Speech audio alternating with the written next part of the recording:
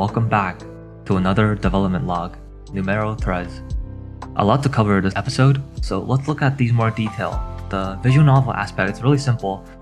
Whenever text is being typed out, there's just like a little sound effect. And before background, we just switched to another one, very bland. Now there's a little transition effect.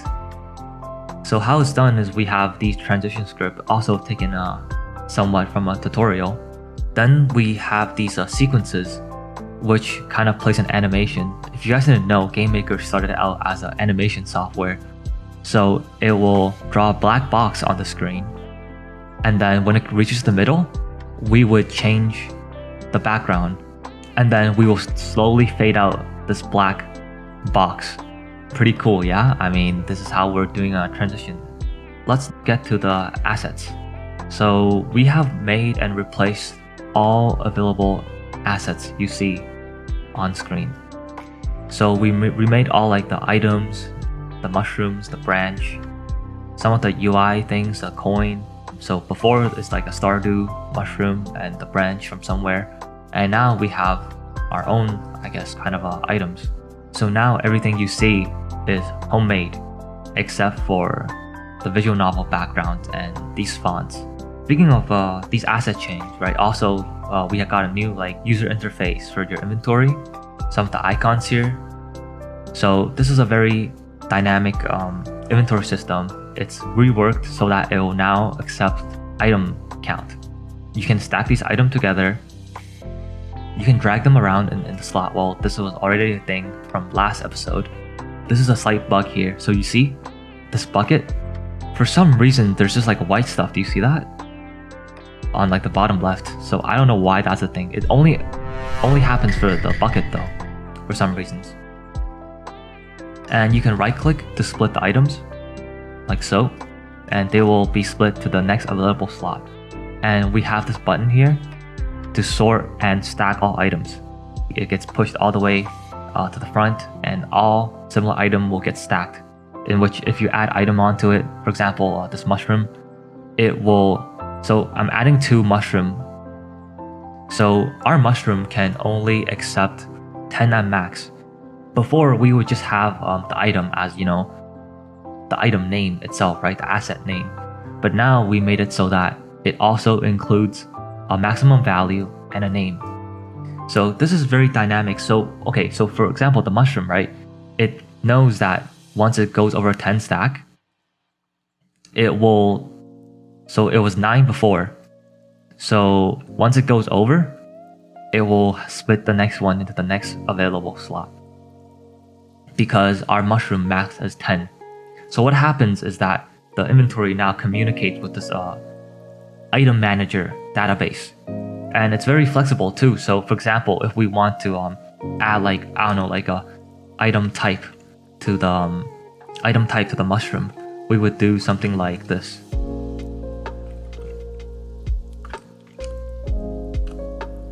You know, something like this, and we can use this, I don't know, for whatever in the future, and add maybe perhaps like a description in the future. So it's very expandable.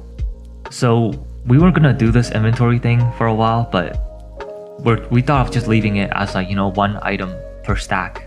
But then we were getting into the crafting system, and we thought the crafting system will be a lot of things to do. So for example, we would combine 10 sticks into a bundle of sticks, and that would require 10 sticks. And we thought like, if we want 10 sticks, we will fill like the inventory with like 10 slots already, but there's only like 16 slots in the inventory. So we thought of like just getting it over with and do the stacking right now, so that when we work on other things, we don't have to go back to it. With that, we also added a home storage system. So what you see here is the home storage, and currently it's not, I guess, displayed too well. We have the home storage in the middle, and then your inventory display on the side. So let's just split up the mushroom, right? We split up into all ones, and it's gonna be shown here. You can move, interact with both of these at the same time. They can communicate with each other. So, you know, you go home, you put your stuff, you put your stuff from your bag into your home storage, and you can also sort them here, but it will also only be applied to here, not your bag. You sort your bag in your own bag interface, and you can just grab items out. Pretty straightforward. And this is a pretty simple navigation system for when you're home. So we're thinking of like adding a kitchen for cooking, and like for example, like the living room for like reading, and you can learn about certain items for foraging and etc. So at the moment we have the layout like this. We were thinking, we might add more things like more rooms, or take out some of these or rearrange it. We thought of doing it as like a strip, so like a vertical rectangle, like, and then it will like you can like scroll through to the side. But at the moment, since we have like 4, we kept it this way for now. So you can't access these for now, only the storage. Lastly, the well minigame. Before we had just you get water and a timer goes down, right? So now so what you do is you press this button to get water. Oh, you don't have a bucket, so let's inject ourselves with a bucket. So we have a bucket in our bag, so we can now get water.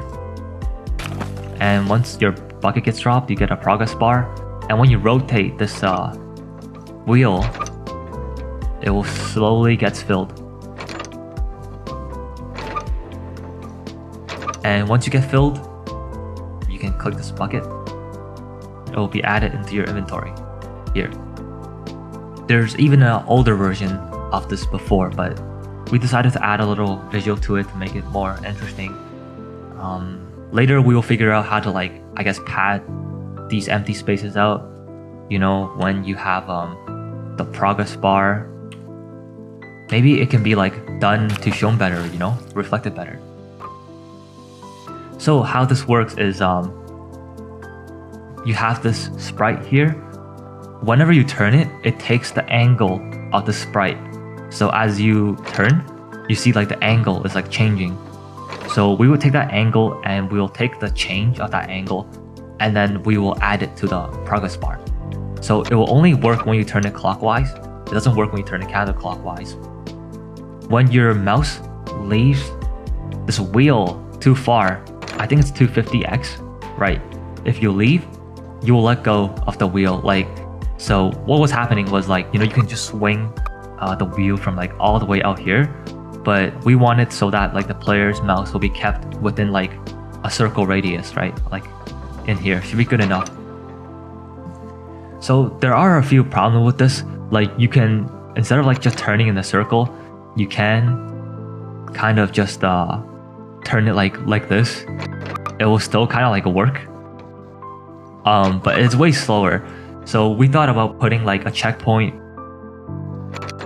here and here, so that it will check your mouse if it passes this checkpoint, and then this checkpoint before it calculates progress. But we thought, it was a bit too much. I mean, if the player really wants to do something like this, I mean, go ahead. It's I think a flaw we can just overlook and accept. It's way faster if you turn it anyways, right? We also did a little change for our farmer, Thomas. So this is him before. I said we need to change him, and this is him now. I mean, does he look better? This is now, before. Now, before, now. I mean, looking at the one before, I mean, I don't know what problem I have with it. I mean, it looks okay, but we're gonna experiment it. We're gonna experiment this for now. Yeah, so what do you guys think? Do you guys like the first version better or the second version better? Alright, and lastly, let's show the whole game real quick. So everything is connected, right? We added the well mini game and also the home storage. So how does this actually play out? On our previous episode, we ended somewhat around here, right? So after we collected enough, we also changed the quest panel a bit. We need to make it smaller because it covers too much of the screen right now, but we'll figure out eventually. So after you collect all 3 benches, and then click Kate, progressing to the next part of the story. So we ended around here. So now you go into your storage and you see a new quest called storing items. So you would need to put the items you gathered into the inventory. So right now we have 10 mushrooms. Like, you're not supposed to have this, but this is for testing, right? So we're still missing 2 branches. So as soon as we drag the branches in, the game will detect it and we will progress to the next part of the story.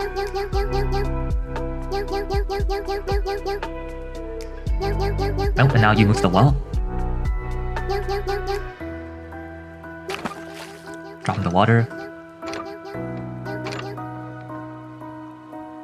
She'll give you a bucket here, and then you would do the well thing as demonstrated earlier. And as soon as you get the, oh shoot, this is a bug. It should glow. But as soon as you get the bucket, you progress to the next part of the story. You know, now you can get water. This is also a bug we will fix in a bit. Before, we would check your progression based on your completion and requirements on the quest panel itself. But what I realized is that we would rather move the condition for checking into the story index. So now the check is like moved to here because this is responsible for progressing story, right? So once I would put this story index inside the room, and once the conditions are met, then we progress the story. So kind of just like move a few functions around, and we gotten a lot of experience from, I guess, doing a bunch of systems and functions, or I guess features. Right now they all communicate with each other.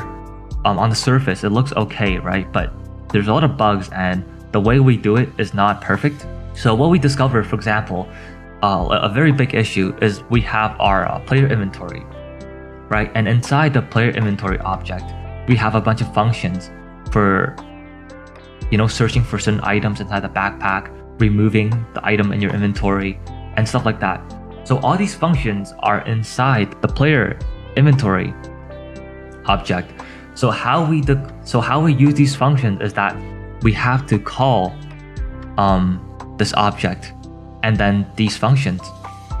So the problem with that is if the object is not in the room, for example, if we are in the forest, if we don't have the player object, the backpack in here, it cannot call these functions because we don't have the objects. Like, these functions are in the object.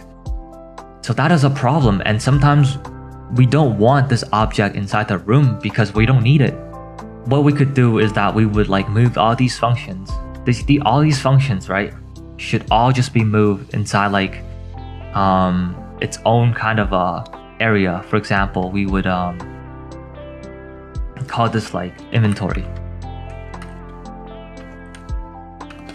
and we would just copy all our functions from our player inventory in there. So for example, all these should all just be moved in here. And to call these functions, if they're inside a script, not belonging to certain objects, we can just call them anywhere, right? Instead, we will just pass we should just take in, inventory, and then we will just pass the player inventory would be just called, and it should just take whichever inventory. And so we would save a lot of work, actually, I guess redundant code also, because the home storage here, has the same exact functions, right? Over here, right? Item remove, item add. It's the exact same from your player inventory object. So it's just that they're calling different things. This one calls player inventory, and the one from home calls home storage. So yes, once we do that, we have to, I guess, change all our connections and functions a bit, but it's very important because right now it's done very ineffectively, and we don't want to add more feature, for example, crafting and farming, because if we add those features now and we decided to change and move all these functions around, we would have to go back and now edit the connections, because declaring or calling the functions will be slightly different. It's not a lot of work, but it's extra work that's just not necessary. So we should spend the time to polish the code a bit more, since we have a better understanding of how to utilize them. Once we have a solid foundation, adding more features will be we will experience less bug as well. So for example, the story index, we have a function inside to update the story file, but this function also is inside the story index. So we should move this whole update story out inside its own so whenever we update the story, we don't need the story index object. We can just call this update story file, and it should just update it itself over here. So because for example, because we have this function inside the object, now when we're in, for example, the forest, right, we need to put this object in there, the story index object in there. And when we're in the well, so we detect we have the bucket of water to progress, we will need to drop the story index in there. If we don't have this in there, it will just crash, because it will try to call the updating.